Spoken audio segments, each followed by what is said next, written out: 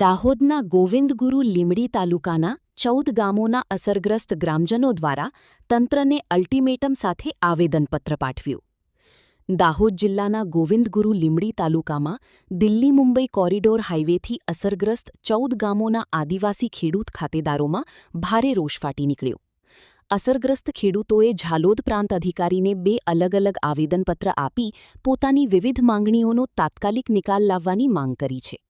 ખેડૂતોનું કહેવું છે કે કોરિડોર હાઇવે માટે જમીન સંપાદન થયા બાદ 4 વર્ષ વીતી ગયા હોવા છતાં હજુ સુધી અનેક મૂળભૂત પ્રશ્નોનો ઉકેલ આવ્યો નથી. ખેડૂતોના જણાવ્યા મુજબ અગાઉ નેશનલ હાઇવે ઓથોરિટી અને તંત્ર દ્વારા લેખિત બાંહેધરી આપવામાં આવી હતી, પરંતુ આજ દિન સુધી કોઈપણ મુખ્ય માંગણી પૂર્ણ કરવામાં આવી નથી, જેના કારણે હવે તેઓ આંદોલનનો માર્ગ અપનાવવા મજબૂર બન્યા હોવાનું જણાવ્યું છે.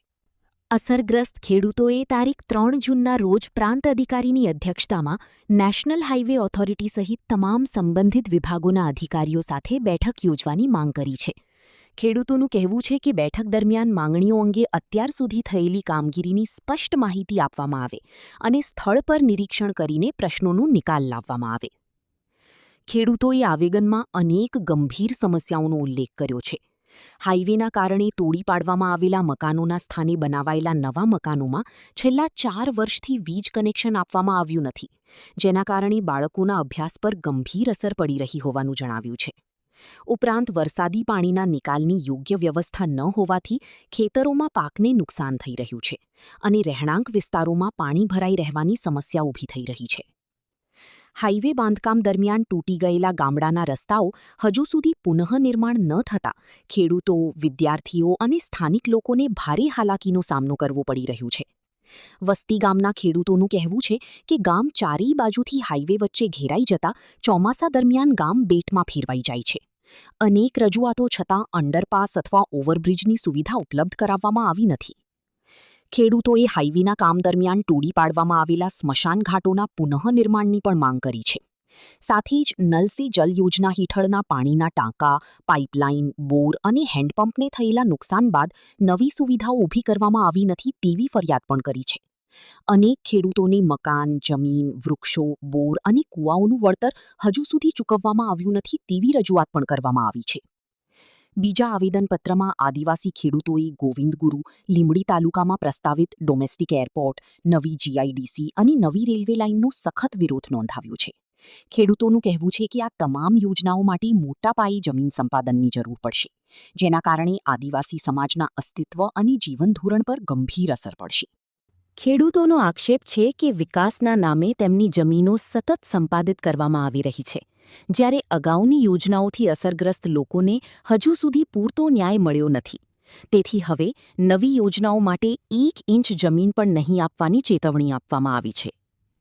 ખેડૂતોએ માછણ નાળા જળાશય યોજના અને કાલી 2 યોજના હેઠળ જમીન ગુમાવનારા અસરગ્રસ્તોને પૂરતું વળતર અને જમીનના બદલે જમીન આપવાની માંગ પણ કરી છે.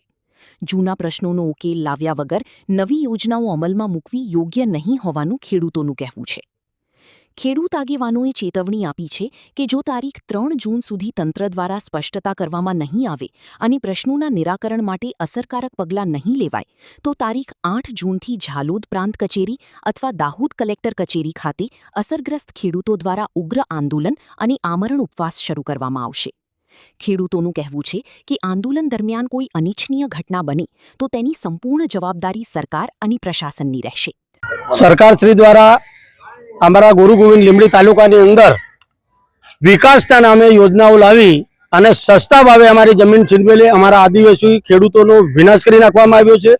સૌપ્રથમ આ લોકોએ માછણ નાળા જળાશય યોજના અંતર્ગત 7 ગામોના ખેડૂતોનો ખાત્મો બોલાવ્યો. એ બાદ ખાલી 2 જળાશય યોજનાની અંતર જે 9 ગામો છે એમની જમીન છીનવેલી. આજ દિન સુધી એમને વળતર કે સિંચાઈનું પાણી આપવામાં આવ્યું નથી. તે ઓછું હોય તેમ દિલ્હી બોમ્બે કોરિડોર હાઈવે પસાર કરવા માટે અમારા લીમડી તાલુકાના 14 ગામોના આદિવાસી ખેડૂતોની હજારો એકર જમીન છીનવી લીધી બિલકુલ સસ્તા ભાવે. અને આ હાઈવેના કામ ચાલુ કરવામાં આવતા જે અમારા ખેડૂતોની મૂળભૂત સુવિધા હતી એ છીનવાઈ જતા છેલ્લા 4 વર્ષથી અમે અમારું આંદોલનો અને આવેદનો આપતા જઈને આવ્યા છે, પરંતુ લેખિત બાંહેધરી આપવા છતાં સરકાર અને તંત્રના પેટનું પાણી હાલતું નથી. તે ઓછું એમ આજે અમારા જે 9 ગામો છે એની અંદર ડોમેસ્ટિક એરપોર્ટ મંજૂર કરવામાં આવ્યું. હવે એ ડોમેસ્ટિક એરપોર્ટની અંદર એનું સ્ટેશન બનાવવા પૂરતી 4190 એકર જમીન એસ્ટિમેટ મુજબ જરૂર છે અને એ લોકો પગ પસેરો કરવાના બહાને સરકારી અને જંગલની જમીનનું 252 હેક્ટર જમીનનું સર્વે કર્યું. તો અમારે સરકારશ્રી અને તંત્રને પ્રશ્ન છે કે બાકીની ખૂટતી 3072 એકર જમીન તમે લાવશો ક્યાંથી? વિમાન એ હેલિકોપ્ટર નથી કે સ્થળ પરથી જ ઉડાન ભરશે. વિમાનને રનવે માટે અનેક કિલોમીટર સુધીની રનવે માટે લાઈન જોઈશે, રોડ જોઈશે. એ જમીન સરકાર લાવશે ક્યાંથી? અને તે ઓછું તેમ ફરી આપણે નવી જીઆઈડીસી મંજૂર કરવામાં આવી અને એ જીઆઈડીસી ની અંદર 570 એકર જમીન છીનવી લઈ અમારા આદિવાસીનો ખાત્મો કરવાનું આ સરકાર દ્વારા નક્કી કરવામાં આવ્યું છે. તે ઓછું એમ તેમ ફરીથી દાહોદથી જે અમદાવાદથી દિલ્હી જે રેલવે લાઈન છે એને જોડતી મોટું જંકશન બાળક રેલવે લાઈન ચાલુ કરવા એ બી પણ મંજૂર કરી દેવામાં આવી છે.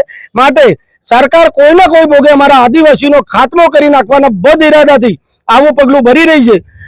એટલે આજ રોજ અમે પ્રાંત અધિકારી શ્રી જાલોદને અલ્ટિમેટમ સાથે આવેદનપત્ર આપ્યું છે કે તારીખ 3/6/2026 ના રોજ એટલે કે આવતા બુધવાર સુધી જે જવાબદાર તમામ અધિકારીઓ છે એમની સાથે અમારી મિટિંગ ગોઠવવામાં આવે અને મિટિંગ અંતર્ગત જે અમારા પ્રશ્નો છે એનો નિકાલ કરવામાં નહીં આવશે તો 8/6/2026 ના રોજ કલેક્ટર કચેરી ખાતે તમામ ખેડૂતો પોતાના બાળકો અને પત્નીઓ સાથે આમરણ ઉપવાસ પર ઉતરશે અને ત્યાં પણ જો અમને ન્યાય નહીં મળશે તો અમે હાઈવે ચક્કાજામ કરી આ હાઈવેનું કામ ચાલે છે એ બી બંધ કરાવીશું અને અમારા આદિવાસીઓ સાથે મુશ્કેલી જે પડી રહી છે અમારા બાળકોને અને અમારા ભવિષ્યની ચિંતા કરીને જે પણ લડાઈ લડવાની થશે એ આખરી લડાઈ તરીકે અમે લડવાના મૂળ સાથે આજે ચીમકીભર્યું આવેદનપત્ર આપ્યું છે.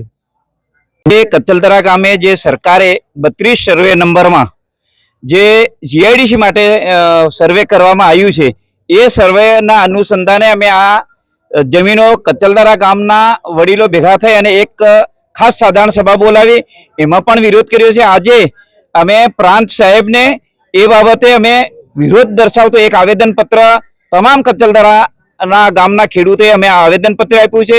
જો જીઆઈડીસી બંધ નહીં કરે તો અમે આના પર અનશન ઉપવાસ પર ઉતરીશું અને સરકાર સામે જે કંઈ થાય એ અમે કરવા તૈયાર છે. કનુભાઈ ડામોર. આજ રોજ પ્રાંત કચેરીમાં પ્રાંત સાહેબને આવેદનપત્ર આપવા માટે આવ્યો છે. શારદા ગામે ટાડાકોળા ગામે જે એરપોર્ટ 4190 હેક્ટર જમીન આ લોકો સંપાદનની વાત કરતા હતા અને છેલ્લા 1 વર્ષની અંદર એ લોકોએ 252 હેક્ટર જમીન સર્વે કરી છે. તો બાકીની જમીન આ લોકો સરકાર ક્યાંથી લાવવાની છે? એટલે આવનાર સમયમાં આ લોકો આવનાર ખેડૂતોની અને આજુબાજુના ગામના લોકોને ઉલ્લુ બનાવી અને સરકાર પગ પચારો કરી આ જમીન પડાવવા માંગે છે. પણ એ જમીન અમે કોઈ દાડો પણ આપવાના નથી. એટલે સરકાર ત્યાં એરપોર્ટ બનાવવો હોય તો અમારી વચ્ચે આવે અને અમારી આ જમીનનો ખુલાસો કરે અને પછી જે તે પણ કામગીરી કરવાની ચાલુ કરે.